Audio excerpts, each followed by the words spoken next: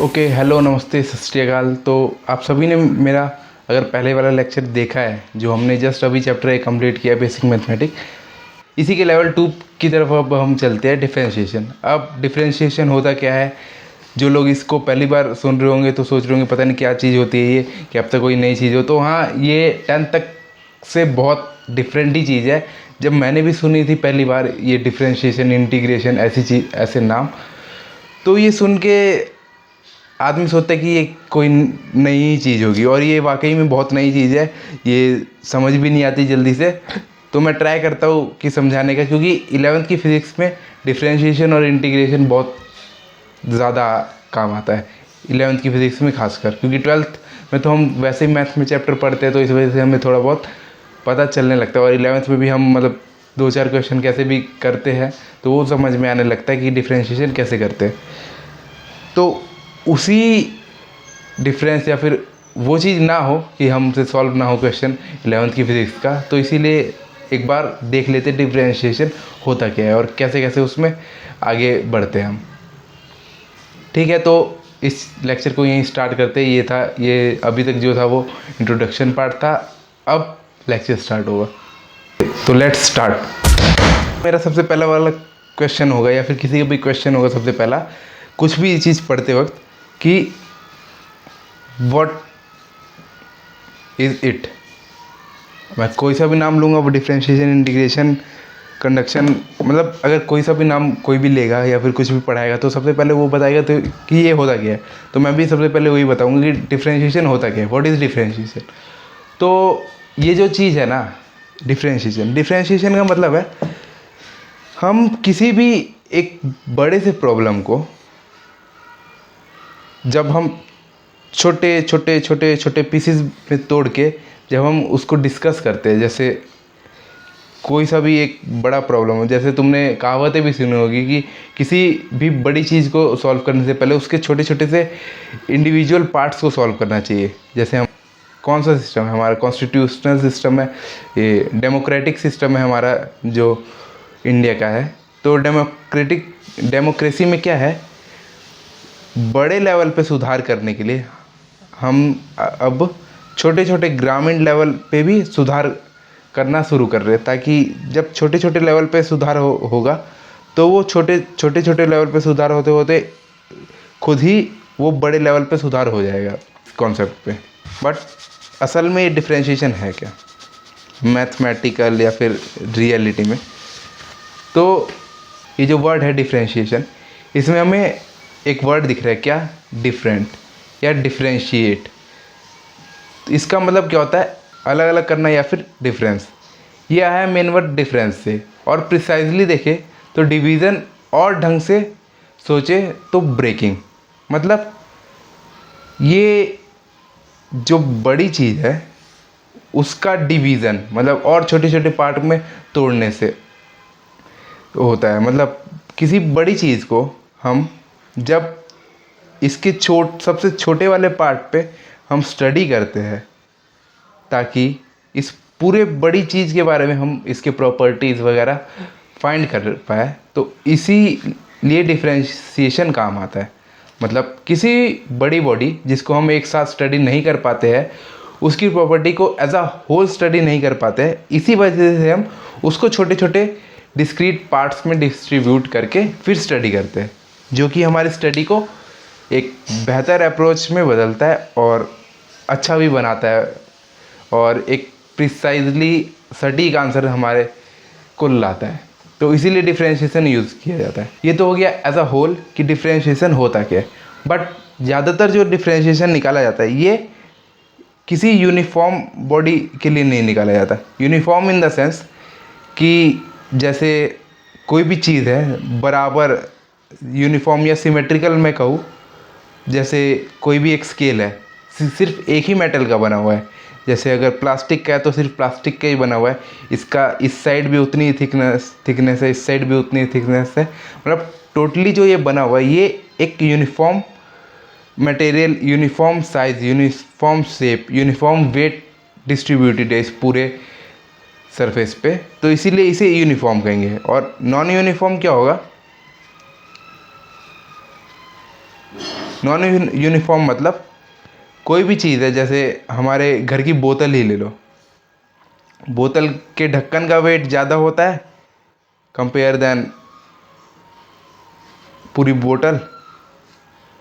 ढक्कन वाला पार्ट मतलब ज़्यादा हैवी होता है, यहाँ से हम मारेंगे भी तो भी ज़्यादा चोट लगेगी। नॉन यूनिफॉर्म में क्या होगा, मास इवनली डिस्ट्रीब्यूट नहीं होगा। इसमें क्या होगा, मास इवनली डिस्ट्रीब्यूटेड, और इसमें मास डज नॉट इवनली डिस्ट्रीब्यूटेड। ठीक है, तो ये तो बता दिया कि मतलब ये यूज़ क्यों होता है। जो डिफ्रेंशिएशन होता है यूनिफॉर्म बॉडीज़ के लिए ज़्यादा यूज़ नहीं होता है, ये ज़्यादातर हम यूज़ करेंगे नॉन यूनिफॉर्म बॉडीज़ के लिए। ज़्यादातर तुम डिफ्रेंशिएशन का काम जो देखोगे वो देखोगे तुम्हारे चैप्टर रोटेशन या वर्क पावर एंड एनर्जी, मतलब ऐसे चैप्टर्स में ज़्यादा यूज़ देखने को मिलेगा।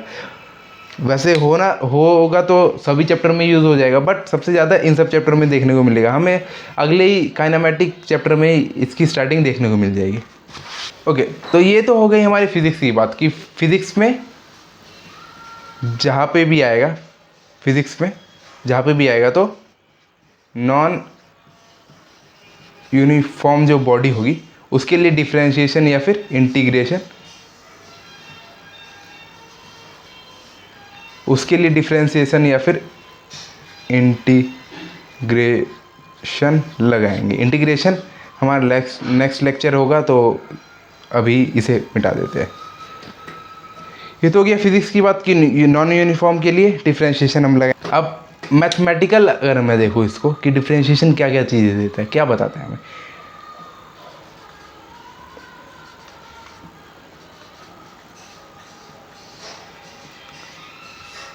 मैथमेटिकली देखूँ मैं तो डिफ्रेंशिएशन हमें स्लोप देता है, मतलब dy बाई डी एक्स हमें किसी भी लाइन, किसी भी जो लाइन सेगमेंट है उसका स्लोप देगा डिफ्रेंशिएशन, या फिर किसी भी फंक्शन का हमें स्लोप प्रोवाइड करेगा डिफ्रेंशिएशन।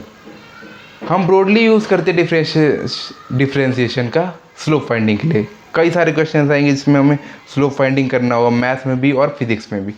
तो मेनली यही कुछ काम होते हैं डिफ्रेंशिएशन के। ठीक है, मैथमेटिकल जो ये dy बाई डी एक्स हम लिखते हैं, इसको ये लिखते हैं हम dy बाई डी एक्स, इसी को कहते हैं डिफ्रेंशिएशन।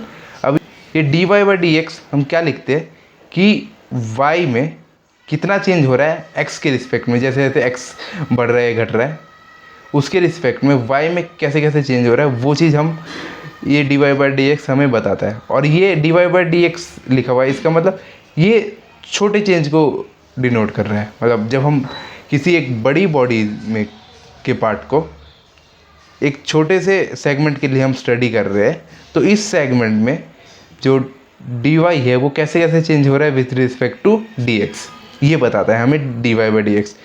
बट अगर हम इसको ऐसा होल बॉडी स्टडी करेंगे तो इसी डिफ्रेंशिएशन को हम कहेंगे एवरेज।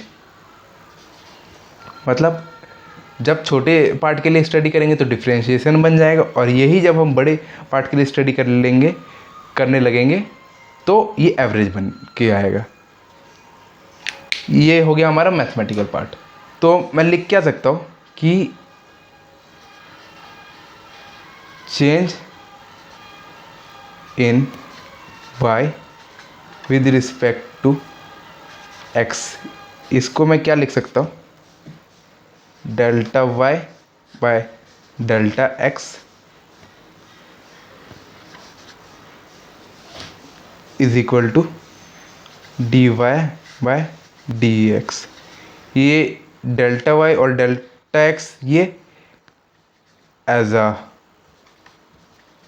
होल बॉडी के लिए, और ये dy बाई डी एक्स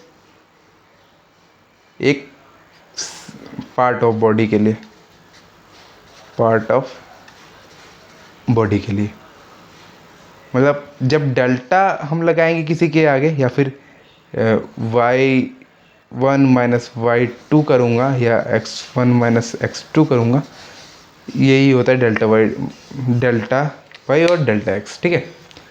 तो मैथमेटिकल ये स्लोप देता है और बताता है कि चेंज इन y में कितना चेंज हो रहा है x के रिस्पेक्ट में, यही हमें देता है एज अगर हम होल बॉडी स्टडी कर रहे हैं तो ये एवरेज देगा, और अगर एक छोटा सा पार्ट या सेगमेंट, जैसे मैंने बताया स्टार्टिंग में कि फिज़िक्स में छोटे छोटे सेगमेंट में पढ़ के हम उसी के बिहाफ पे ये एक बड़ी बॉडी के लिए प्रॉपर्टीज़ उसकी निकालते हैं, तो इसीलिए डिफ्रेंशिएशन यूज़ होता है। तो छोटे पार्ट के लिए करेंगे तो dy/dx यानी डिफ्रेंशिएशन का यूज़ करेंगे। Change in y with respect to x को हम लिख सकते हैं delta y by delta x। ये क्या बताता है, ये नोटिसेबल चेंज को दिखाता है। मतलब जब बड़ी बॉडी में कोई भी चेंज होगा तो ये नोटिसेबल चेंज होगा और बड़ा चेंज होगा जो हमें नोटिस हो जाएगा एज अ होल। बट छोटी बॉडी के लिए जब इसी बड़ी बॉडी के एक छोटे से हम पार्ट को स्टडी कर रहे हैं और इसमें कोई भी चेंज होगा तो ये इतना ज़्यादा नोटिसेबल नहीं होगा देन अब होल बॉडी। तो इसी वजह से ये जब हम छोटे से पार्ट को स्टडी करते हैं तो ये नोटिसेबल नहीं होता और यही डिफ्रेंशिएशन में काम आता है। अब छोटे से पार्ट को जब हम स्टडी कर लेते हैं तो उससे उसी के सीक्वेंस, उसी के सीरीज, जैसे हम सीक्वेंस सीरीज भी पढ़ते हैं तो एक कुछ छोटे मोटे स्टार्टिंग के टर्म्स से हम पूरी सीरीज़ निकाल सकते हैं। वैसे ही छोटे से पार्ट को हम समझ के उसके प्रॉपर्टीज़, उसके एक छोटे से पार्ट के लिए मास डिफाइन करके पूरे एज अ होल बॉडी के लिए अलग अलग उसके पार्ट्स के लिए अलग अलग वॉल्यूम के हिसाब से, डेंसिटी के हिसाब से हम पूरे होल बॉडी का भी मास निकाल सकते हैं। तो ये सेंटर ऑफ मास का थोड़ा सा कॉन्सेप्ट। तो ये जो डिफ्रेंशिएशन का जो बेसिक बताना था कि होता क्या है, अब जो 10th से नए 11th में आए होंगे उन्हें जो नहीं पता है कि डिफ्रेंशिएशन होता क्या है, तो बस इतना याद रखना है कि change in y with respect to x को ही दिखाता है ये डिफ्रेंशिएशन होता क्या है। अब इस डिफ्रेंशिएशन को करने के लिए हमारे कुछ फॉर्मूला है, जैसे अलजेब्रा में हम फॉर्मूलाज पढ़े हैं अभी तक, वैसे ही डिफ्रेंशिएशन के भी कुछ बेसिक फार्मूलाज है जो अगर हमें याद हो तो क्वेश्चन आसानी से बन सकता है, और ना याद हो तो हम ऐसे ही बैठे रहेंगे, तो इससे अच्छा याद ही कर लेंगे। तो ये दो जो बेसिक फार्मूला है ये तो पता ही होना चाहिए, क्या कि अगर हम डिफ्रेंशिएशन करेंगे किसी भी कांस्टेंट टर्म का तो वो ज़ीरो आएगा। मतलब एग्जांपल अगर दूँ तो डिफ्रेंशिएशन जब मैं करूँगा किसी भी न्यूमेरिक वैल्यू का, जैसे 3 का अगर डिफ्रेंशिएशन करूँगा सिर्फ, तो ये ज़ीरो देगा। हर एक न्यूमेरिकल वैल्यू, हर एक इंटीजर, हर एक फ्रैक्शन, हर एक जो सिर्फ नंबर होगा, सिर्फ कांस्टेंट टर्म होगा, तो इसका जो डिफ्रेंशिएशन है वो ज़ीरो होगा। स्टेटमेंट पूछ लेगा कोई चीज़ कि ये चीज़ हो रही है तो ये अगर डिफ्रेंशिएट होगा तो ये क्या देगा, तो ये अगर कोई भी कांस्टेंट चीज़ है उसका डिफ्रेंशिएशन हो रहा है तो वो हमेशा ज़ीरो देगा। दूसरा देखते हैं बेसिक वाला, क्या है दूसरा, d/dx a की पावर n। अब यहाँ पे ये c कांस्टेंट था बट यहाँ पे a कांस्टेंट नहीं है, ये पूरा डिफ्रेंशिएट होगा तो क्या होगा, n आगे आ जाएगा और a और n में से एक माइनस हो जाएगा, तो यही हो जाएगा इसका डिफ्रेंशिएशन। क्या आया, क्यों आया, कैसे आया, ये अगर जानना है तो 12th में हमारा चैप्टर होता है डिफ्रेंशिएशन। ये फर्स्ट ऑर्डर डिफ्रेंशिएशन के पूरे, ये लिमिट डेरिवेटिव, फिर उसके बाद फर्स्ट ऑर्डर डिफ्रेंशिएशन आता है उसी के बाद, तो उसमें अच्छे से क्लियर होता है कि ये सब क्यों आया, कैसे आया, ठीक है। तो अभी बात ना करके ये बस याद रख लेंगे कि अगर कांस्टेंट का डिफरेंशिएशन करेंगे तो 0 आएगा, और अगर कोई भी ऐसे वैल्यू है, जैसे इसका एग्जांपल अगर मैं दूँ तो जैसे अगर मुझे को डिफरेंशिएशन करना है किसका, x³ का बाय dx, तो मैं डिफरेंशिएट कैसे करूँगा इसको कि ये 3 आगे आ जाएगा इंटू x, और 3 में से 1 माइनस हो जाएगा 2, तो 3x² इसका डिफरेंशिएशन आ जाएगा। अगला है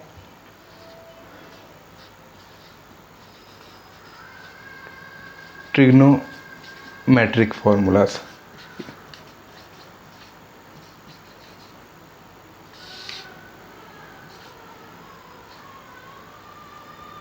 पहला क्या है, साइन x का डिफरेंशिएशन,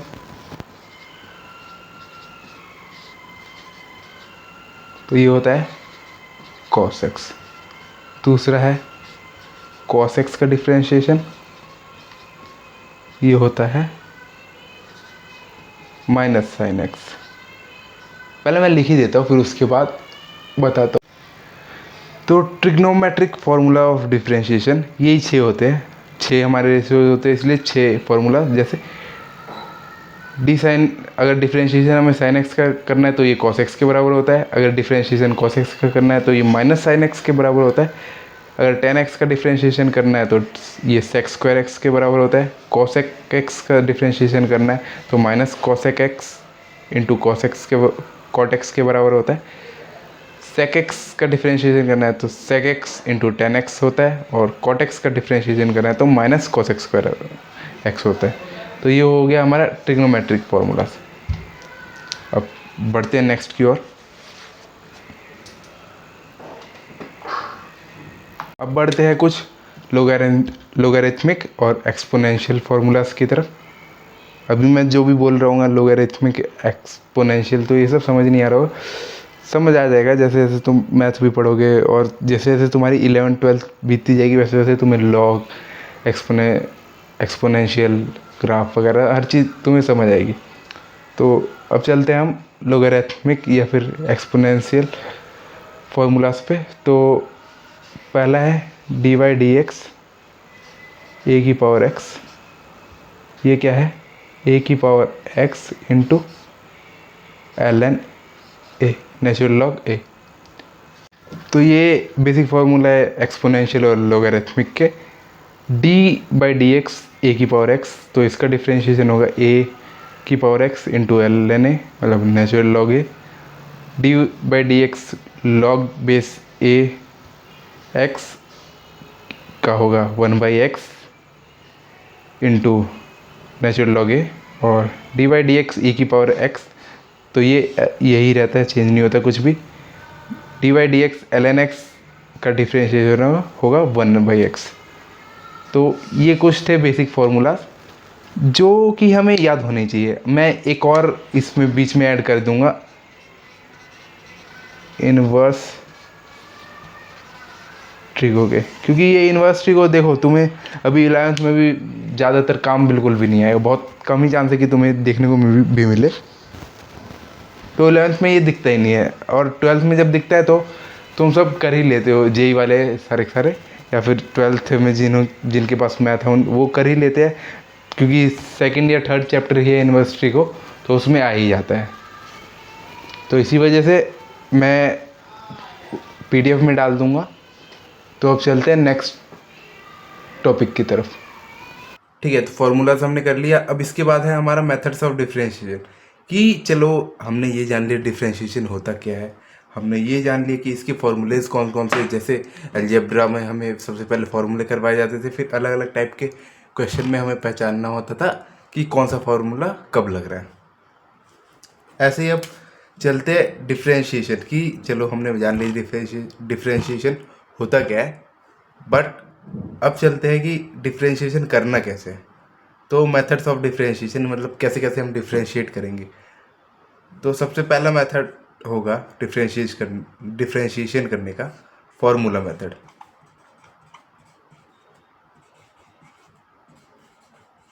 मतलब जितने भी हमने फॉर्मूला पढ़े हैं अभी, जो भी, उन सब पे बेस्ड थोड़े थोड़े से न्यूमेरिकल्स होंगे।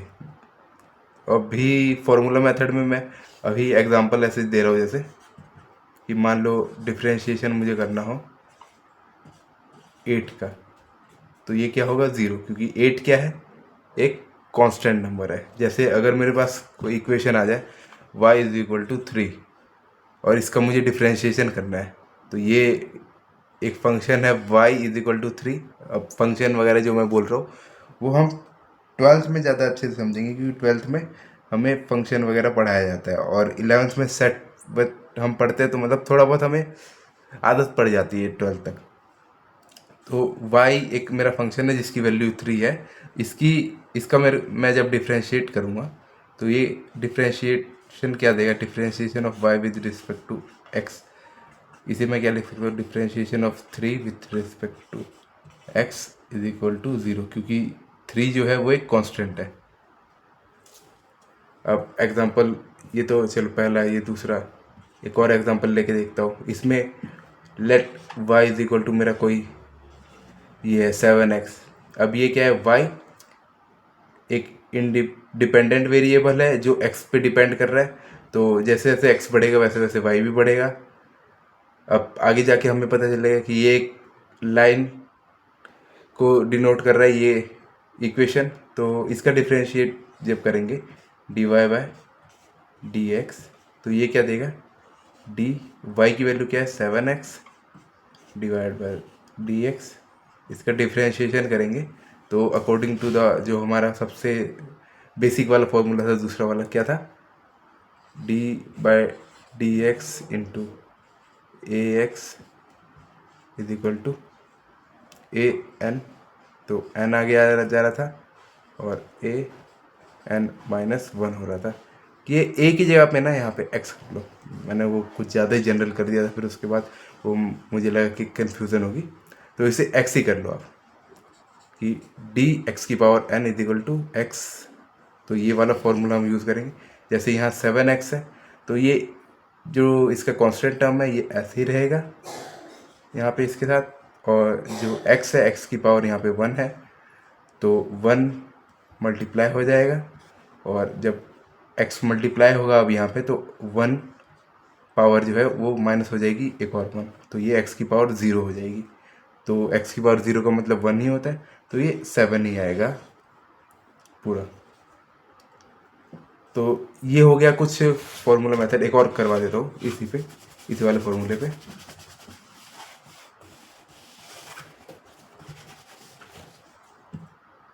जैसे चौथा d7x² हो बाई dx हो, तो ये क्या होगा 7 और x² का करूँगा तो ये 2 आगे आ जाएगा, x2 माइनस 1, तो ये क्या होगा 14x। फॉर्मूला वाले मैंने ये 2-4 एग्जांपल दिए। अब मेथड 2 जो है वो है सम रूल। मतलब जैसे अलग अलग टर्म्स लिखी होगी प्लस माइनस के टर्म में, मतलब प्लस हो सम होगा या डिफरेंस सम या डिफरेंस रूल कह सकते हैं इसे, कि कोई भी जैसे इक्वेशन, मेरी पूरी इक्वेशन लिखी होगा y is equal to 7x³ plus 4x plus 3, ऐसे पूरा ये अलग अलग टर्म्स लिखी हो जिस विथ मतलब ये सेपरेटेड हो प्लस या माइनस से, सम या डिफरेंस से ये सेपरेटेड हो और ये पूरी इक्वेशन लिखी हो, तो इसको मैं कैसे डिफरेंशिएट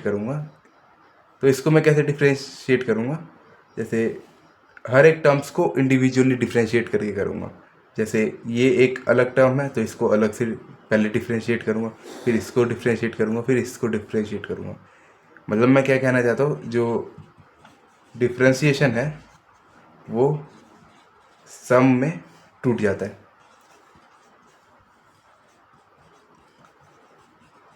इन द सेंस कि बढ़ जाता है। मतलब अगर मैं बोलूँ यहाँ पे डिफरेंशिएशन ऑफ y करूँ विद रिस्पेक्ट टू x, तो ये मैं ये जो डिफरेंशिएशन ये इस पूरे होल में है, जैसे ये 7x³ प्लस 4x प्लस 3 जो है डिफरेंशिएशन, ये सब में बराबर बराबर टूट जाएगा। जैसे d7x³ का डिफ्रेंशिएशन अलग हो जाएगा, plus differentiation of 4x plus differentiation of 3। इसमें x का टर्म है तो ये 3 आगे आ जाएगा और x की पावर 1 कम हो जाएगी, तो 7 3 21 x² प्लस इसमें भी एक पावर कम हो जाएगी और 1 आगे आएगा तो 4 ही बचेगा। और ये कांस्टेंट का डिफ्रेंशिएशन x के रिस्पेक्ट में होगा नहीं, तो मतलब होगा तो ये कांस्टेंट का डिफ्रेंशिएशन 0 ही होता है, तो इस वजह से इसका आंसर यही हो जाएगा 21x² प्लस 4।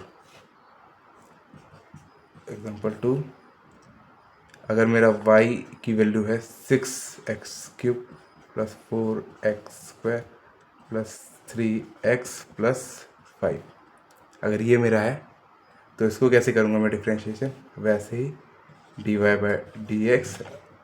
अब मैं पहले वो नहीं लिख रहा, एक एक करके सब में डिफ्रेंशिएशन में लगा देता हूँ। d6x³/dx plus differentiation of 4x² dx plus differentiation of 3x/dx plus differentiation of 5/dx।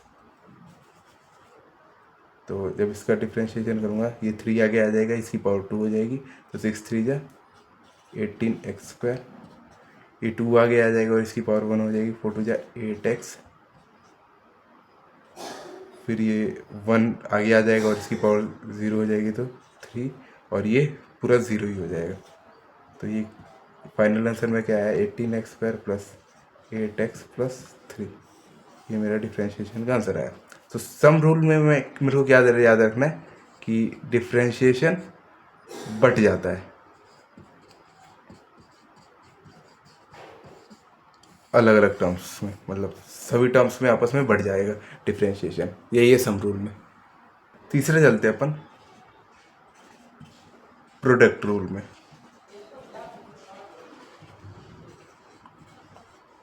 अब जैसे क्या सम में बढ़ जाता है डिफ्रेंशिएशन, वैसे ही प्रोडक्ट में भी बढ़ जाता है। मतलब मेरे कहने का मतलब कि अगर कोई इक्वेशन हो मेरी x sin x, मतलब ये अलग अलग जो फंक्शंस है ये मल्टीप्लाइड है, तो क्या डिफ्रेंशिएशन जब मैं इसका करूँगा तो क्या ये भी ऐसे ही होगा कि dx पहले कर दूंगा बाय और multiply d sin x by dx? नहीं, तो ये नहीं होता प्रोडक्ट रूल में, ये चीज़ नहीं होती कि डिफ्रेंशिएशन टूट नहीं जाता प्रोडक्ट रूल में। तो अलग क्या है इसमें एक फॉर्मूला लिख लो, क्या है कि अगर u इंटू वी, ये अलग अलग दो फंक्शंस है, लेट u v, और इसका डिफ्रेंशिएशन का ये भी एक नोटेशन होता है, और d/dx तो होता ही है। तो इस फॉर्म में लिखते हैं u इंटू वी का डिफ्रेंशिएशन इज इक्वल टू, सबसे पहले u का डिफ्रेंशिएशन ले लो आगे वाले का, फिर पीछे वाले को ऐसे ही एज इट इज जैसे था वैसे ही रख दो, मल्टीप्लाई कर दो इससे प्लस में, फिर पीछे वाले का डिफ्रेंशिएशन लो बाद वाले का, और फिर पहले वाले को ऐसे ही रख दो और मल्टीप्लाई कर दो इन्हें, और ये बीच में ये प्लस हो जाएंगे आपस में। तो ये होता है प्रोडक्ट रूल का। अब इसके एग्जांपल पे चलते हैं, एग्जांपल से ज़्यादा बढ़िया से समझ आता है। जैसे मेरा y है वैसा ही कुछ लेते हैं जैसा अभी मैंने दिया था sin 2x। ये sin 2x लेने के बाद थोड़ा मैंने अपनी जो प्रॉब्लम है वो बढ़ा ली है, बट अभी नहीं लेते sin 2x, जब मैं अगला वाला करवा दूंगा 2-3 उसके बाद लेते हैं। तो sin x ही रखते हैं अभी से। तो ठीक है, इसका डिफ्रेंशिएशन करते हैं dy/dx। तो सबसे पहले क्या करना था, ये इन दोनों का डिफ्रेंशिएशन करना है, तो सबसे पहले वाले का, अब इसमें मेरे को दो फंक्शन ढूंढने, एक पहला ये और एक ये साइन फंक्शन और एक ये अलजेब्रिक फंक्शन। तो ये अलग अलग फंक्शंस हैं जो कि मल्टीप्लाइड हो रखे हैं। तो सबसे पहले मुझे पहले वाले का डिफ्रेंशिएशन करना है और दूसरे वाले को कांस्टेंट रखना है, फिर प्लस लगाना है, फिर दूसरे वाले का डिफ्रेंशिएशन करना है, पहले वाले को मल्टीप्लाई कर देना है। तो पहले वाले का जब डिफ्रेंशिएशन करूँगा, differentiation of x square by D X into में साइन एक्स ही रहेगा ये, प्लस में differentiation of sine x by D X into में एक्स स्क्वायर रहेगा ये। तो एक्स स्क्वायर का डिफ्रेंशिएशन 2x हो जाएगा into sine x plus D x, sine x का डिफ्रेंशिएशन क्या हो जाएगा, cos x into x square. तो ये क्या हो जाएगा, x square cos x plus 2x sine x. ये हो जाएगा मेरा डिफ्रेंशिएशन इसका। धीरे धीरे अगर लग रहा हो कि ये मुश्किल है, कोई बात नहीं, आ जाएगा समझ धीरे धीरे। तो हमारा अगला क्वेश्चन होगा कि अगर ये इसी फंक्शन साइन एक्स में एक्स की जगह पे 2x हो, जो अभी मैं कर ही रहा था पर मैंने बीच में रोक दिया, फिर मैंने सोचा एक बार कर ही देते, कोई बात नहीं, आगे समझ आ जाएगा कि कैसे हुआ। तो अगर इसको मैं डिफ्रेंशिएट करूँगा तो ये क्या होगा, D Y by D X लिखूँगा इसको। सबसे पहले वाले का डिफ्रेंशिएशन, दूसरे वाले को कांस्टेंट रखूँगा, फिर प्लस दूसरे वाले का डिफ्रेंशिएशन और पहले वाले को कांस्टेंट रखूँगा। तो अब मैं कैसे करूँगा इसे, पहले वाले का डिफ्रेंशिएशन करूँगा तो एक्स स्क्वायर का डिफ्रेंशिएशन 2x और दूसरे वाले को कांस्टेंट साइन 2x रख दूँगा ऐसे, प्लस में फिर दूसरे वाले का डिफ्रेंशिएशन, तो ये कॉस 2x होगा और 2x का डिफ्रेंशिएशन और फिर से होगा तो 2 होगा, फिर एक्स स्क्वायर को मैं ऐसे ही रख दूँगा। अब ज़्यादातर कन्फ्यूज़न आपको इसमें होगी कि पहले साइन 2x को मैंने cos 2x में किया, फिर से मैंने 2 क्यों लगाया। तो आगे जैसे जैसे लेक्चर में बढ़ेंगे वैसे वैसे आपको पता चलेगा। इसको जब मैं सिंपल फॉर्म में लिखूँगा, मतलब पूरा, तो ये ऐसे लिख दूँगा, प्लस अब ये 2x स्क्वायर आगे आ जाएगा, 2x स्क्वायर, और ये cos 2x आ जाएगा इसके साथ। तो इस फंक्शन का डिफ्रेंशिएशन जो x square plus sign 2x था, तो हमारा ये है डिफ्रेंशिएशन आ जाएगा। बट अगर मैथ पढ़ रहा होता तो मैं इसको और सिंप्लीफाई कर सकता था, बट अभी मैं सिर्फ सिखा रहा हूँ, कंफ्यूज नहीं करना चाहता ट्रिग्नोमेट्रिक फार्मूलाज में, तो इस वजह से मैं यहीं पे छोड़ता हूँ। अब चलते हैं नेक्स्ट हमारे मेथड की तरफ, कोशेंट रूल की तरफ। तो अगला हमारा है मेथड कोशेंट रूल। तो ये कोशेंट रूल का मतलब कि अगर कोई भी फंक्शन आपस में, दो फंक्शन डिवाइड में हो, तो उसको कैसे मैं डिफ्रेंशिएट करूँगा। जैसे अगर कोई फंक्शन है, एक फॉर्मूला इसका लिख लो पहले, D Y by D X क्या होगा, मतलब डिफ्रेंशिएशन उस किसी फंक्शन, अगर वो फंक्शन है, जैसे एक फंक्शन u है और v, ये दोनों आपस में डिवाइड है दोनों फंक्शन, तो इसका डिफ्रेंशिएशन क्या होगा। तो ये क्या होगा, पहले नीचे वाले फंक्शन का ऐसे ही लिख दूंगा और फिर ऊपर वाले फंक्शन का डिफ्रेंशिएशन इसके साथ D you by D x, फिर उसके बाद माइनस में नीचे वाले फंक्शन का डिफ्रेंशिएशन होगा और ऊपर वाले को ऐसे ही लिख दूंगा, ऊपर वाले को ऐसे ही लिखा और नीचे वाले फंक्शन का डिफ्रेंशिएशन होगा विथ रिस्पेक्ट टू एक्स, और फिर नीचे होगा नीचे वाले फंक्शन जो नीचे था डिनोमिनेटर में उसी का स्क्वायर। फिर से बताता हूँ, डिफ्रेंशिएशन जब मुझे करना हो किसी ऐसे फंक्शन का जो किसी दो फंक्शन का डिवीज़न हो, तो इसको मैं कैसे सॉल्व करूँगा। सबसे पहले नीचे वाला जो डिनोमिनेटर में फंक्शन होगा उसको ऐसे ही लिख दूंगा और ऊपर वाले फंक्शन का डिफ्रेंशिएशन कर दूंगा, माइनस में जो ऊपर वाला फंक्शन होगा उसको ऐसे ही लिख दूंगा और नीचे वाले फंक्शन का डिफ्रेंशिएशन कर दूंगा, और डिवाइडेड बाय, मतलब इसके डिनोमिनेटर में क्या रखूँगा, जो नीचे वाला फंक्शन ऑलरेडी था उसी का स्क्वायर रखूँगा। ये हो गया फॉर्मूला। अब अगर एग्ज़ाम्पल की बात करूँ मैं, तो एग्ज़ाम्पल इसका अगर पहला मैं दूँ, अगर मेरा फंक्शन है कोई y is equal to X square by X plus 1, ये एक फंक्शन मेरा न्यूमरेटर में है और एक ये डिनोमिनेटर में है, तो इसका डिफ्रेंशिएशन जब मैं करूँगा D Y by D X, तो ये मैं क्या करूँगा, पहले ऊपर वाले का डिफ्रेंशिएशन करूँगा, नीचे वाले को ऐसे ही रखूँगा, माइनस पे नीचे वाले का डिफ्रेंशिएशन करूँगा, ऊपर वाले को ऐसे ही रखूँगा। तो सबसे पहले x प्लस 1 को मैं ऐसे ही रख देता हूँ और ऊपर वाले का डिफ्रेंशिएशन करूँगा, differentiation of x square by D x, और माइनस में अब ऊपर वाले को ऐसे ही रखूँगा और नीचे वाले को डिफ्रेंशिएट करूँगा, डिफ्रेंशिएशन ऑफ x+1/dx, और नीचे क्या होगा x+1 का होल स्क्वायर। इसको आगे करते हैं, थोड़ा मैं जगह बनाता हूँ पहले। ठीक है, अब जगह बन गई है। इसके नीचे अब इस वाले को मैं थोड़ा इस तरफ का ही सॉल्व करता हूँ। तो आगे जब मैं करूँगा डिफ्रेंशिएशन को और आगे बढ़ाऊँगा तो ये क्या हो जाएगा, x+1 हो जाएगा, इंटू में डिफ्रेंशिएशन ऑफ x² 2x होगा, माइनस में x² को ऐसे ही लिखूँगा, और डिफ्रेंशिएशन ऑफ x+1 क्या होगा, सिर्फ 1 होगा, और डिवाइड बाय x+1 का होल स्क्वायर। इसको और मैं क्या लिखूँगा सिंप्लीफाई करके कि ये 2x² प्लस 2x माइनस में x² डिवाइड बाय x+1 का होल स्क्वायर। और अगर सिंप्लीफाई करूँगा तो ये ऊपर बनेगा x² प्लस 2x और नीचे बनेगा x+1 का होल स्क्वायर। तो ये पूरा डिफ्रेंशिएशन इसका होगा। अब नेक्स्ट एग्जांपल की तरफ चलते हैं, पहले मिटा दूँ इसे। अगले एग्जांपल की तरफ चलते हैं, एग्जांपल 2। तो ये क्या है, अब मैं मान लेता हूँ फंक्शन होगा मेरा कोई y = 2x divide by 3x²।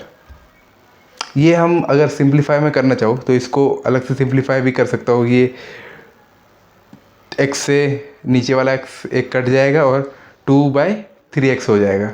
But मैं चाहता हूँ दोनों तरफ से इसको सॉल्व करना, ताकि मैं LHS और RHS प्रूव कर सकूँ कि दोनों तरीके से ये सही होगा। जैसे अगर पहला तरीका मैं करना चाहूँ तो ये क्या बन जाएगा, y = 2/3x। तो इसका जब डिफ्रेंशिएशन करूँगा तो इसमें ऊपर कोई फंक्शन नहीं है और नीचे ही फंक्शन है, तो इसको डिफ्रेंशिएशन अगर मैं सिर्फ एक टर्म एक फंक्शन के रूप में डिफ्रेंशिएट कर देता हूँ तो ये क्या हो जाएगा, dy/dx = d2/3x। अब ये 2/3x को मैं क्या लिख सकता हूँ, 2/3 को आगे ले जाता हूँ और differentiation of divide by dx, differentiation of x⁻⁻1 कर देता हूँ divide by dx with respect to dx। तो ये क्या हो जाएगा मेरा, 2/3 ऐसे ही रहेगा।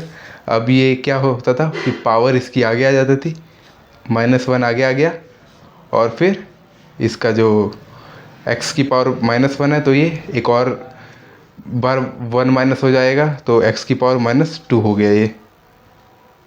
ये मेरा डिफ्रेंशिएशन हो गया। तो अगर इसको और सिंप्लीफाई करूँगा 2/3x² हो जाएगा और ये माइनस का होगा। तो डिफ्रेंशिएशन मेरा अभी अगर मैंने इसको इस तरीके से किया तो मेरा ये आया। तो इसको मैं अभी जब तक निकालता नहीं हूँ तब तक इसे कोने में लिख लेता हूँ कि मेरा आंसर ये आ चुका है। अब इसको वेरीफाई करना है मेरे को क्वोशेंट रूल से। लिख देता हूँ इसका आंसर क्या था। आंसर क्या था, -2/3x²। अब चलते क्वोशेंट रूल पे। तो dy/dx, सबसे पहले नीचे वाले को कांस्टेंट और ऊपर वाले का डिफ्रेंशिएशन करूँगा तो 2 आ जाएगा, माइनस में नीचे वाले का डिफ्रेंशिएशन और ऊपर वाले को कांस्टेंट, ऊपर वाले को कांस्टेंट रख दिया, नीचे वाले का डिफ्रेंशिएशन 6x आ जाएगा, ये 2 आगे आ जाएगा और x⁻1 कम हो जाएगी, डिवाइड बाय नीचे वाले का स्क्वायर 3x का x² का होल स्क्वायर। तो ये क्या हो जाएगा, 3 × 2 = 6 x² माइनस 2 × 6 = 12 x² और नीचे क्या हो जाएगा 9 x⁻4। तो इसको क्या लिख दूंगा, 6 माइनस करूँगा -12 में से, मतलब 6 माइनस करूँगा तो ये -6 x² हो जाएगा डिवाइड बाय 9 x⁻4।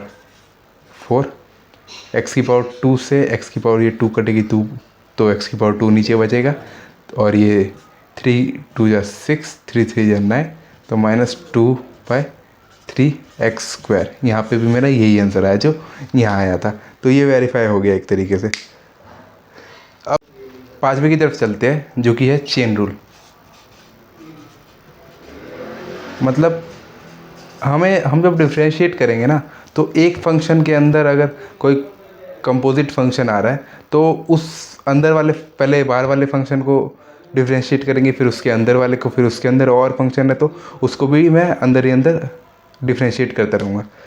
जैसे अगर इसका फॉर्मूले की बात करूँ तो ये क्या है, डिफ्रेंशिएशन ऑफ कोई फंक्शन f होगा जिसके अंदर एक कंपोजिट इसका फंक्शन होगा, इसके अंदर और फंक्शन होगा एक gx divide by differentiated by with respect to x is equal to, पहले f का डिफ्रेंशिएशन करूँगा और gx को इसके साथ ऐसे ही मल्टीप्लाई करूँगा बिना डिफ्रेंशिएट किए हुए, फिर मल्टीप्लिकेशन में ही रहेगा, एडिशन में नहीं जाएगा ये, मल्टीप्लिकेशन में पहले, फिर उसके बाद g का डिफ्रेंशिएशन करूँगा अंदर वाले का और बाहर वाले फंक्शन को ऐसे ही लिख दूँगा। तो ये हो जाता है इसका, ठीक है। इसके एग्जाम्पल की तरफ मैं बढ़ूँ तो क्या होगा, पहला अगर मेरा फंक्शन है कोई y is equal to 3x + 5 की पावर 5। अब ये अगर मैं बताऊँ तो इसके अंदर एक ये फंक्शन है 3x, मतलब अंदर वाला भी टर्म ये x के ऊपर डिपेंडेड है और ये पूरा टर्म भी x के ऊपर डिपेंडेड है। तो इसी वजह से इसको अलग अलग मैं सॉल्व करूँगा और ये पावर है n, a की पावर n वाला वो फार्मूला जो बेसिक वाला सबसे फर्स्ट फार्मूला है वो वाला यूज़ होगा। तो करते हैं डिफ्रेंशिएट, तो डिफ्रेंशिएशन करूँगा इसका dy/dx करूँगा। तो सबसे पहले मैं क्या करूँगा, सबसे पहले बाहर वाले फंक्शन को डिफ्रेंशिएट करूँगा, सबसे बाहर जो फंक्शन होगा। तो बाहर मेरा ये एल्जेब्रिक फंक्शन है पावर वाला, डिग्री वाला, तो डिग्री को सबसे पहले रिजॉल्व करूँगा मैं। इसका पहला एग्जांपल देखते हैं।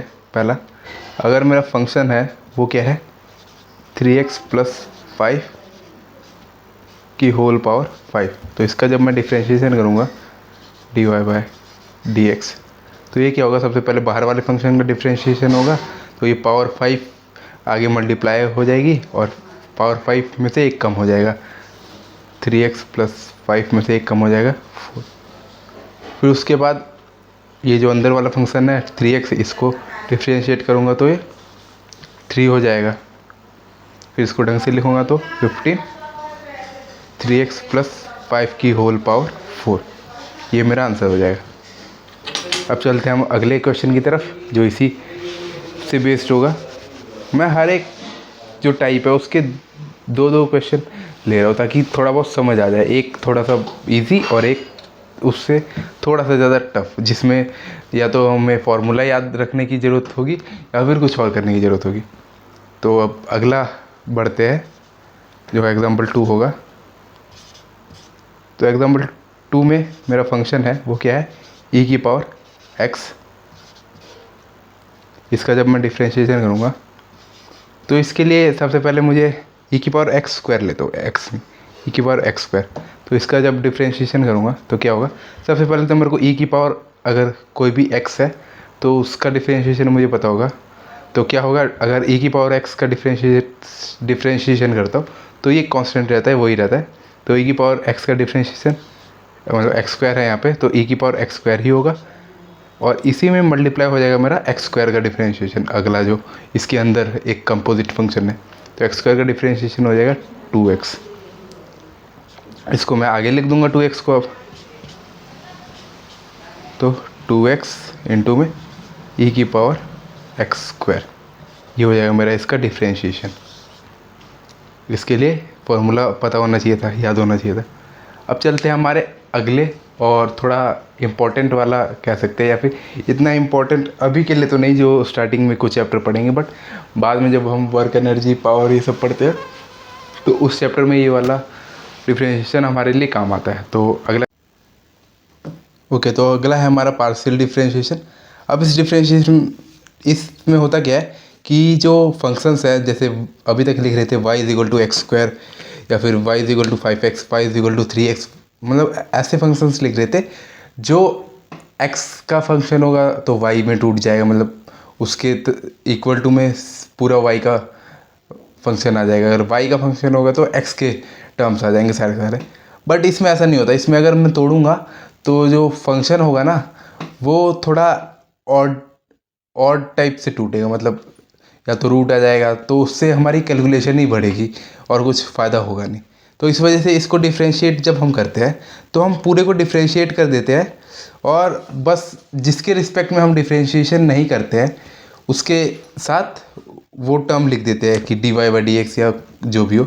एक बार करके दिखाता हूँ, फिर ज़्यादा अच्छे से समझ आएगा। जैसे एग्जांपल लेता हूँ मैं, लिख देता हूँ ढंग से, X square plus Y square is equal to 16। अगर ये फंक्शन है तो इसका मैं डिफ्रेंशिएशन कैसे करूँगा? इसका जब डिफ्रेंशिएशन करूँगा तो क्या हो जाएगा, हर एक टर्म्स को अलग अलग डिफ्रेंशिएट करूँगा। और अगर मेरे को इसी फंक्शन को डिफ्रेंशिएट करना है तो मैं क्या करूँगा, अगर मेरे को डिफ्रेंशिएट करना है इसे विद रिस्पेक्ट टू एक्स, अगर डिफ्रेंशिएट करना है तो मैं क्या करूँगा, इस सबसे फर्स्ट टर्म को डिफ्रेंशिएट करूँगा एक्स स्क्वायर को, तो ये क्या हो जाएगा 2x। दूसरे वाले टर्म को डिफ्रेंशिएट करूँगा तो अगर मैं इसको y के टर्म में डिफ्रेंशिएट कर रहा होता, अगर y के टर्म में डिफ्रेंशिएट कर रहा होता तो ये 2y होता, पर मैंने y के टर्म में किया तो नहीं। बट ऐसा मानते हैं, अगर इसको मैं समझना चाहूँ तो क्या किया मैंने, इस y स्क्वायर को मैंने क्या किया, y square by D x किया। बट यहाँ पे मैंने ये चीज़ की ही नहीं, तो इस वजह से इसको फिर से मैं dy बाई डी एक्स लिख देता हूँ, क्योंकि मैंने ये चीज़ ना करके ये चीज़ की है यहाँ। मतलब मैंने dy से तो डिफ्रेंशिएट इसे किया है, मतलब करूँगा अभी ये, जैसे मैंने कर दिया यहाँ पे, तो इसी वजह से मैं dy मल्टीप्लाई में भी कर दूँगा, क्योंकि dy डिवाइड में जाएगा। अगर डिफ्रेंशिएट मेरे को y के रिस्पेक्ट में करना होगा तो dy मल्टीप्लाई में जाएगा और यही वाला dx यहाँ पे आ जाएगा। तो ऐसा कुछ सिनेरियो होता है, अगर समझे तो ठीक है, वरना कोई बात नहीं। जब मल्टीप्लाई हो जाता है एक टर्म dy वाला नीचे, क्योंकि करना ही पड़ेगा, क्योंकि ये x तो है नहीं जो डिफ्रेंशिएट हो जाए x के रिस्पेक्ट में, इसलिए y है तो इसलिए एक dy से नीचे डिवाइड करना होगा, और डिवाइड किया है तो सेम चीज़ मेरे को मल्टीप्लाई भी करनी होगी, तभी इसका इफेक्ट ज़ीरो हो जाएगा और नीचे वाला dx ही रहता है। इसी वजह से इसके साथ ये जो दूसरा अदर टर्म होगा या कोई सा भी टर्म होगा रेदर देन जिसके रिस्पेक्ट में हम डिफ्रेंशिएट कर रहे हैं, उसके अलावा जो टर्म होगा उसको मैं यहाँ पे लिख दूंगा। जैसे अभी यहाँ पे dy के टर्म में मेरे को डिफ्रेंशिएट करना था, तो यहाँ पे dy बाय dx, और इक्वल टू में ये कांस्टेंट है तो ये तो ज़ीरो ही आ जाएगा। इसको जब ठीक से लिखूँगा तो ये क्या बन जाएगा, यहाँ 2x बचेगा, और ये इक्वल टू में ज़ीरो है तो इसको दूसरी तरफ ही ले जाता हूँ, तो ये minus 2y dy by dx होगा। और जब मैं इसको -2y को उस तरफ लेके जाऊँगा, पहले 2 से 2 काट देता हूँ, तो ये क्या बनेगा उस तरफ -x बाय वाई बनेगा, और ये dy बाय dx, मतलब differentiation of function y with respect to x, ये क्या होगा -x बाय वाई। तो ऐसे ही इसे सॉल्व करते हैं। अब अगले एग्जाम्पल की तरफ बढ़ते हैं। अब मैंने सोचा दूसरा एग्जाम्पल ना करके इस यही वाला जो फंक्शन था मेरा y square plus x square is equal to 25, पिछले में वैसे दिखा भी नहीं था लास्ट में क्योंकि मार्कर चल नहीं रहा था, तो इसमें क्या करूँगा, इसी वाले फंक्शन को अब की बार x के टर्म में डिफ्रेंशिएट ना करके y के टर्म में डिफ्रेंशिएट करते हैं, मतलब differentiate with respect to y। अगर अब कुछ भी हो सकता है, डिफ्रेंशिएट किसी के रिस्पेक्ट में भी किया जा सकता है, तो इसी वजह से अब मैं क्या करूँगा dx बाय dy करूँगा, मतलब y के रिस्पेक्ट में डिफ्रेंशिएट करूँगा x वाले टर्म को, तो मतलब y वाला ही टर्म डिफ्रेंशिएट होगा। पहला वाला अगर करूँगा तो ये 2y हो जाएगा, इसके साथ मेरे को लिखने की ज़रूरत नहीं क्योंकि y के रिस्पेक्ट में अब डिफ्रेंशिएट कर रहा हूँ। प्लस में इस वाले को डिफ्रेंशिएट करूँगा तो ये क्या हो जाएगा 2x होगा, बट अब y के टर्म में डिफ्रेंशिएट हो रहा है, इस वजह से अब मुझे dx वाला टर्म मल्टीप्लाई करना होगा ऊपर, और नीचे वाला dy ऐसे ही रह जाएगा। और इज इक्वल टू में 0 हो जाएगा। अब इसको फिर से वही करेंगे, इसको उस तरफ भेजेंगे तो 2y is equal to minus में 2x into d x by d y. अब ये जब डिवाइड होगा 2 से 2 कट गया, y by minus y by x is equal to d x by d y. ये मेरा आंसर आ जाएगा। अब पिछले वाले में इसी का उल्टा था, बस ये x ऊपर था और y नीचे था और dy ऊपर था dx नीचे था। मतलब डिफरेंशिएशन मेरा बिल्कुल सही है, क्योंकि दोनों ही क्वेश्चन में मेरा सेम ही आंसर आया। अब अगले एग्जांपल की तरफ बढ़ते हैं। ठीक है, हमारा नेक्स्ट एग्जांपल होगा ये xy इज इक्वल टू 9। तो इसको सॉल्व करते हैं पार्शियल डिफरेंशिएशन से। इसको मैं सिर्फ एक ही टर्म में, मतलब एक ही के रिस्पेक्ट में डिफरेंशिएट करूँगा, सिर्फ x के टर्म में। तो डिफरेंशिएट करना चालू करते हैं। तो जब डिफरेंशिएट करूँगा इसको मैं d Y by D x with respect to x के टर्म में डिफरेंशिएट करूँगा, तो मैं क्या करूँगा, इसे पहले x को डिफरेंशिएट कर लूँगा। तो ये क्या आ जाएगा, y, फिर मल्टीप्लाई में y आएगा x के टर्म में डिफरेंशिएट करने पे, फिर प्लस, फिर y के टर्म में डिफरेंशिएट करूँगा इसको, तो क्या आएगा, x d Y by D x is equal to 0 आ जाएगा।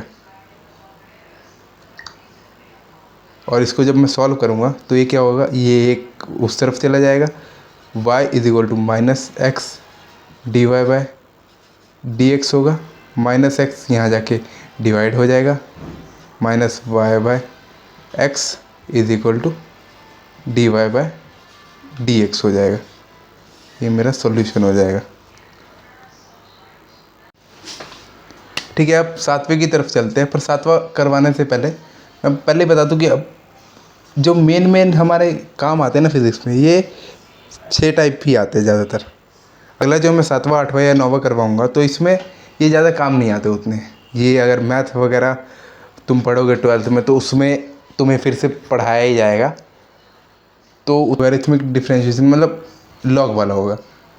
तो एग्जांपल लेता हूँ मैं, एग्जांपल से ही समझ आएगा कि इन सब का कुछ फार्मूला नहीं होता, बस वही लॉग वाले फार्मूले याद होने चाहिए, जो कि वही है कि लॉग एक्स का अगर डिफरेंशिएट करूँगा तो 1/x हो जाएगा, 1/x का डिफरेंशिएट मतलब ऐसे ही यही वाला है फार्मूला। तो अब एग्जांपल लेता हूँ पहला, क्या है, y is equal to x की पावर x। तो इसका अगर डिफरेंशिएशन करूँगा तो मैं वो नहीं कर सकता कि x एक पावर में कम ले लूँगा, क्योंकि ये जो दोनों ऊपर भी x है नीचे भी x है, मतलब दोनों सेम ही फंक्शन है और सेम ही फंक्शन आपस में पावर में है। तो इसके लिए ना एक आता है लॉग, हम पढ़ते हैं क्लास 11th में पढ़ते हैं फंक्शंस में लॉग। तो लॉग लूँगा जब,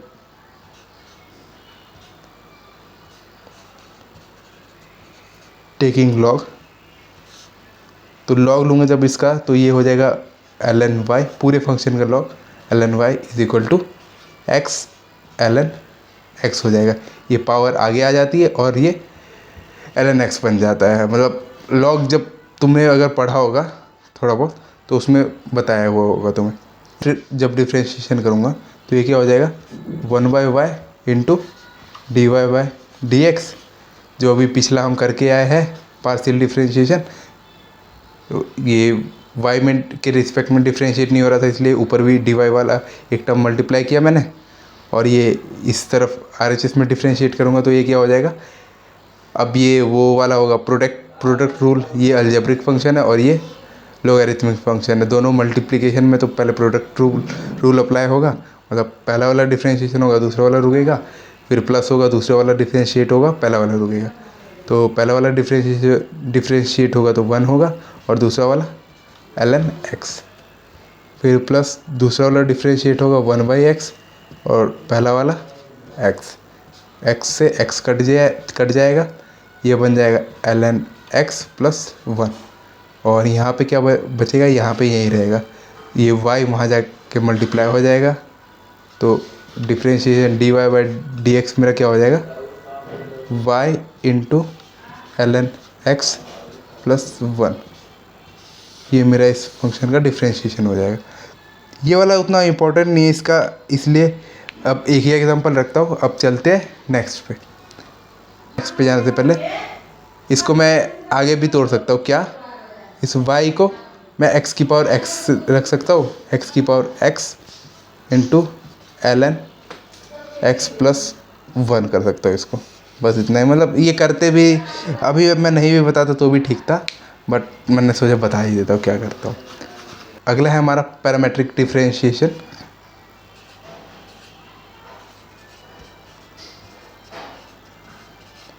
तो इसमें क्या है, पैरामेट्रिक डिफरेंशिएशन, इसमें क्या होगा, जो दोनों x और y का इक्वेशन होगा वो दोनों अलग अलग चीज़ पे डिपेंड करेगा। मतलब अभी तक क्या चल रहा था, x y पे डिपेंड है या फिर y x पे डिपेंड है, या फिर दोनों किसी पे डिपेंड नहीं है, दोनों मतलब इनसेपरेबल इक्वेशन हो रही थी। पर इसमें क्या है, x भी किसी और चीज़ पे डिपेंड होगा, y भी किसी और चीज़ पे डिपेंड होगा, बट दोनों में एक सिमिलैरिटी होगी कि दोनों किसी सेम चीज़ पे डिपेंड होंगे। अगर x t के टर्म्स में होगा तो y भी t के टर्म्स में होगा, तो बस यही सिमिलरिटी होगी। जैसे एक एग्जांपल, सबसे छोटा एग्जांपल लेता हूँ। क्या, अगर x t स्क्वायर है और y t की पावर 5 है। अभी तक क्या कर रहे थे कि x का डिफरेंशिएशन y के रिस्पेक्ट में और y का डिफरेंशिएशन x के रिस्पेक्ट में हम चाह रहे थे, बट इसमें है, इसमें भी हम वही चाहेंगे कि जो मुझे डिफरेंशिएशन मिले, क्या मिले, dy बाय dx ही मिले। तो इसको क्या करूँगा, सबसे पहले y का डिफरेंशिएशन जिसके भी टर्म में इसका जो यूनिट होगा या फिर ये जो टर्म होगा, जिस भी टर्म के रिस्पेक्ट में बढ़ रहा होगा, घट रहा होगा या डिपेंडेंट होगा, उसी टर्म में मैं डिफरेंशिएट कर दूंगा। इसका मतलब dy बाय dx को मैं क्या लिख सकता हूँ, dy बाय dt कर दूंगा इसको डिफरेंशिएट, मतलब t के टर्म में डिफरेंशिएट कर दूंगा ऊपर, और नीचे x वाले टर्म को भी t के टर्म में डिफरेंशिएट कर दूंगा। ऐसा हम कह सकते हैं कि ये जो फ्रैक्शन है, ये t और dt टूट गया। बात याद रखना, मैंने क्या बोला, ऐसा मैं सोच सकता हूँ कि ये एक फ्रैक्शन है और dt और dt ये कट गया और dy बाय dx फिर बचेगा, तो वही मेरा आंसर हो जाएगा। बट ठीक है, आगे चलते हैं। फिर उसके बाद dy बाय dt,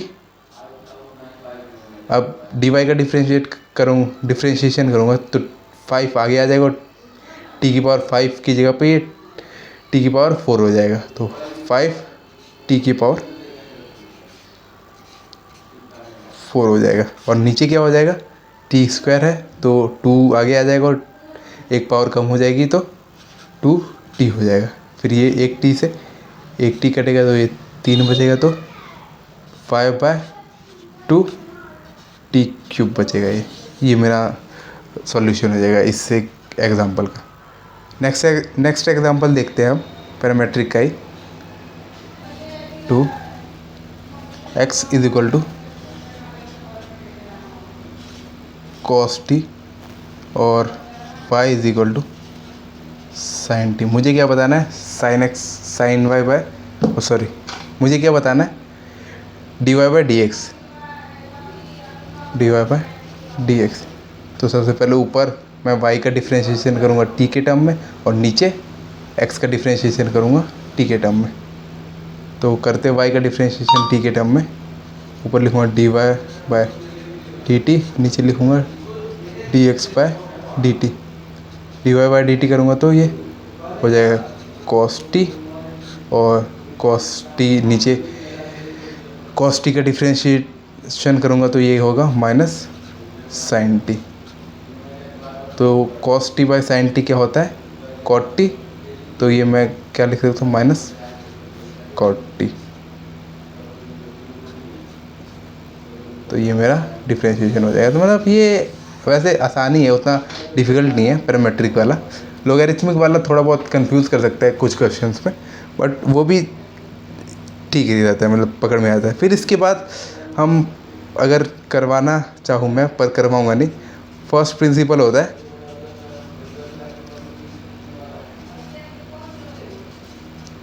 तो ये फर्स्ट प्रिंसिपल ऑफ डेरिवेटिव ये सबसे पहले ही पढ़ाते हैं वैसे डिफरेंशिएशन से सबसे पहले ही जब लॉग लिमिट्स वगैरह कंप्लीट करते हैं उसी समय ये पढ़ाया जाता है, first principle of derivative, second principle of derivative. तो ये पढ़ने का भी फ़ायदा नहीं है। अगर तुमने मैथ ले रखी है तब तो पढ़ ही लोगे 12th में, और अगर नहीं ले रखी तो ये वाला तुम यूज़ भी नहीं करोगे कभी, क्योंकि ये वाला ज़्यादा टफ, मतलब ज़्यादा कुछ लिखना पड़ेगा। इससे अच्छा जो पिछले 8 मैंने बताया उनमें से कोई एक लगाओगे तो जल्दी सॉल्यूशन तक पहुंच जाओगे। तो डिफरेंशिएशन लेक्चर यहीं रैप अप करता हूँ मैं। ओके, तो आप सभी को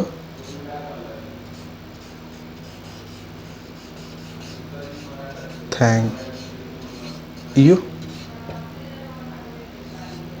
अगर वीडियो पूरी देखी है तो, और नहीं भी देखी तो कोई बात नहीं, देख अगर प्लीज़ देख लो, सब्सक्राइब वगैरह कर लेना। तो उसके लिए नहीं रुका वैसे मैं रुका हूँ कि ये बताने के लिए कि अब हमने डिफरेंशिएशन कर लिया, बेसिक मैथमेटिक कर लिया, अब मैं अगला सोच रहा हूँ इंटीग्रेशन लाने का। बट सोच रहा हूँ अब इंटीग्रेशन ना लो, क्योंकि एक तो ये वीडियो लंबी लंबी हो जा रही है, तो इंटीग्रेशन लाने का फ़ायदा भी नहीं है अभी, क्योंकि 11th क्लास के लिए मैं ये लेक्चर बना रहा हूँ। तो 11th क्लास में इंटीग्रेशन उतनी खास तुम्हें ज़रूरत भी नहीं पड़ेगी, और इंटीग्रेशन ज़रूरत नहीं पड़ेगी तो मेरे पढ़ाने का फ़ायदा क्या। जैसे जैसे हमारे चैप्टर में अगर आएगा किसी भी चैप्टर में, तो मैं उसी चैप्टर में थोड़ा सा बता दूँगा, या फिर मैं सबसे ज़्यादा से ज़्यादा क्या करूँगा, मैं शॉर्ट्स में डाल दूँगा, 1-2 शॉर्ट बना दूँगा, वही डाल दूँगा कि कैसे कैसे यूज़ करना है, और इस प्लेलिस्ट में ही ऐड कर दूँगा अगर हो पाता है। तो नहीं होता तो तब तो कोई बात नहीं, शॉर्ट्स सेक्शन में होगा। तो डिफरेंशिएशन हमारा यही रैप अप होता है। हमारे अब गिन के 2 चैप्टर हो चुके हैं, बेसिक मैथमेटिक और डिफरेंशिएशन, इसी का लेवल 2 मान लो, बेसिक मैथमेटिक्स का ही। अब चलते हैं हम आगे। तो काइनेमेटिक्स के लिए तैयार रहना, इसी में मैं स्टार्ट करवा दूंगा डिफरेंशिएशन और इंटीग्रेशन का, कि मतलब क्या क्या होता है, इसमें आएगा ही। तो बस रैप अप करते हैं यहीं पे।